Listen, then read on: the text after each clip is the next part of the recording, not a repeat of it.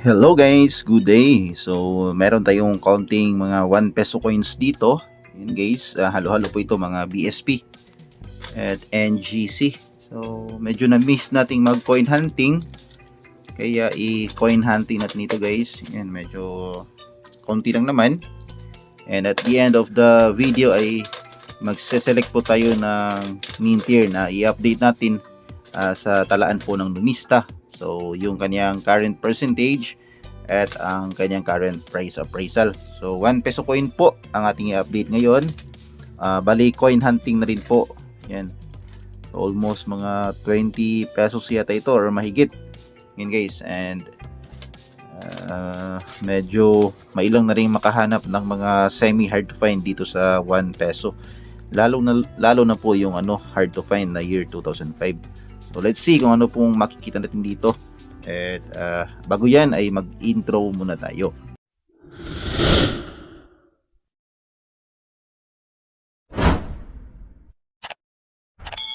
Ayan, hello po sa inyo lahat. Good day, magandang araw, mayong adlaw sa inyong tanan at welcome back po sa aking channel.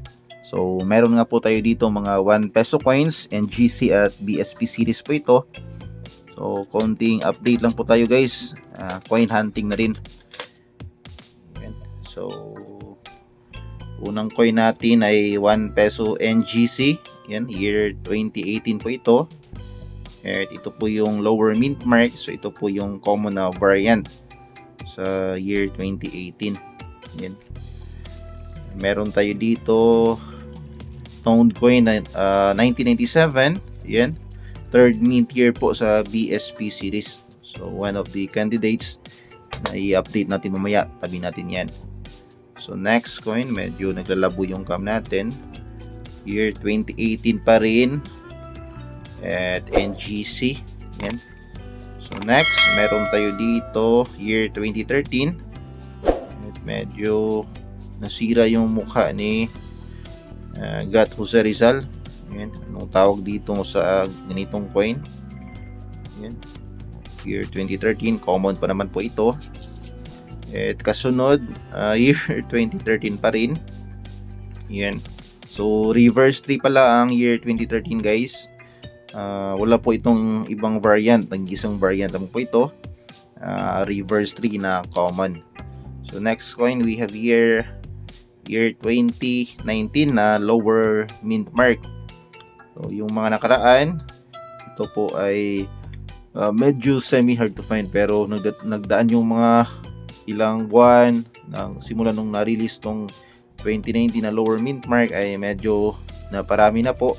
Kaya ito po ay considered na rin as common na variation ng year 2019 NGC. So yan guys, meron pa tayo dito. So konti lang namang coin hunting ito, and at the end ay i-update natin ang napili nating mint year. So, meron tayo dito reverse 3, year 2013. Medyo marami talagang year 2013. Meron tayo dito, may cartwheel luster pa. Yan, kapag reverse 2 ito. So, kapag reverse 2 guys, automatic na hindi po yan frosted. Cartwheel luster lamang po yan. So, ito ay year 2011. So, mostly sa year 2011, ay meron talagang CWL or cartwheel luster. So next coin, NGC year 2018, lower mint mark pa rin, common. Next coin we have here year 2010. Yan, may pasa yung mukha ni Jose Rizal.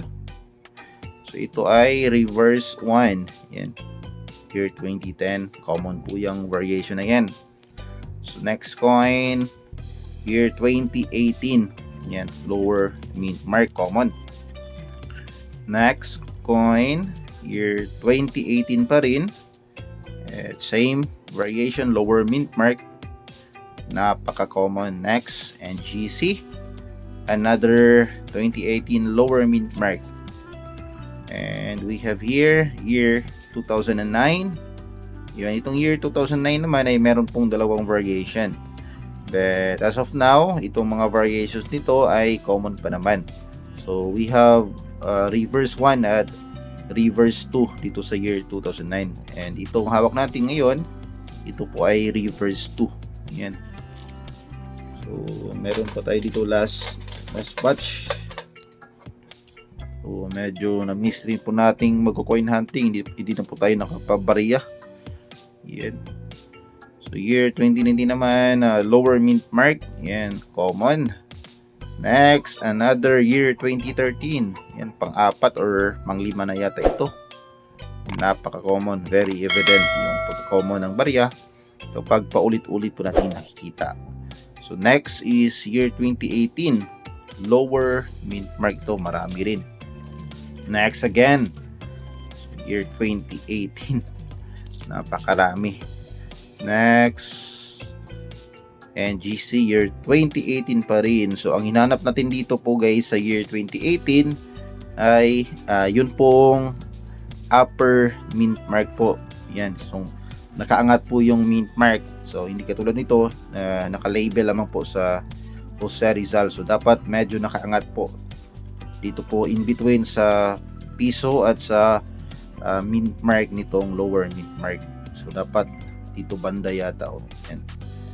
Yan po ang hinahanap natin. At syempre yun frosted na year 2018.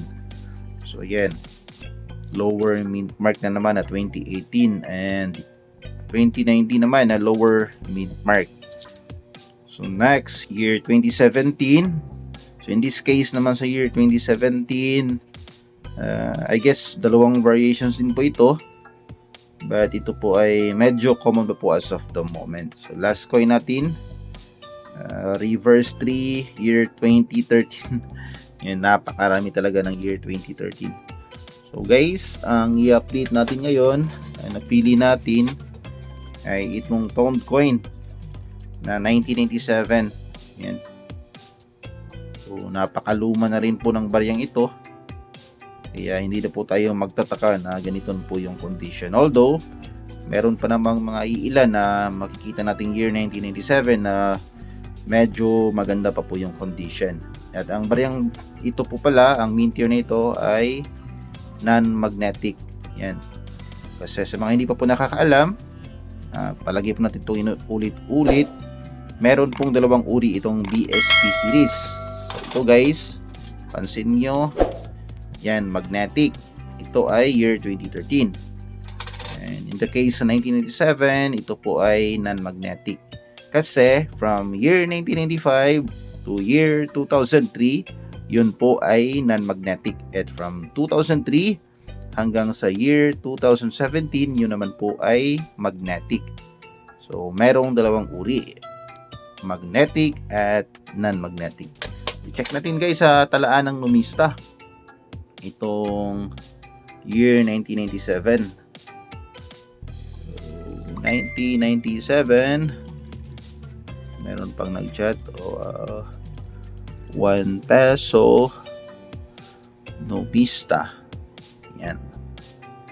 So yan guys, non-magnetic at merong dalawang non-magnetic dito. Merong magnetic yan. Pero dito tayo sa non-magnetic numista. Yan. Ito yung pinaka-legit na website pagdating sa mga coins. So 1995 to 2003 yan guys. So direkta na po tayo sa mint year na pag-uusapan natin. Yan, year 1997. So ang kanyang kasalukuyang percentage ay 37%. So medyo malaki pa po. And kompleto po yung kanyang price appraisal po dito sa talaan ng numista. Sa kanyang good condition ay 5 pesos. So very good, 5.70. Sa fine condition, 8.80. Sa very fine, 14 pesos. Sa extra fine ay 21 pesos. Sa almost uncirculated ay 32 pesos. At dito sa kanyang uncirculated na condition ay 57 pesos. So yan guys, medyo may kalakihan, or no, okay na rin yung presyo dito sa 1997 na 1 peso. So yan lang guys ang ating update, counting coin hunting dito po sa ating hobby na coin collecting. At sana po ay nakapagbigay na naman ako ng counting kaalaman, counting aliw at counting information sa inyo regarding po dito sa ating hobby na coin collecting. At kung bago ka pa lamang po sa aking channel at gusto mo mga video na katulad nito na pinag-uusapan ng ating mga barya, ay huwag mo na rin kalimutang mag-like, mag-comment, mag-share at mag-subscribe. At pakipindot na rin ang notification bell para updated ka sa mga susunod kong videos. And that's it for this video guys, and we'll see you again next time. God bless.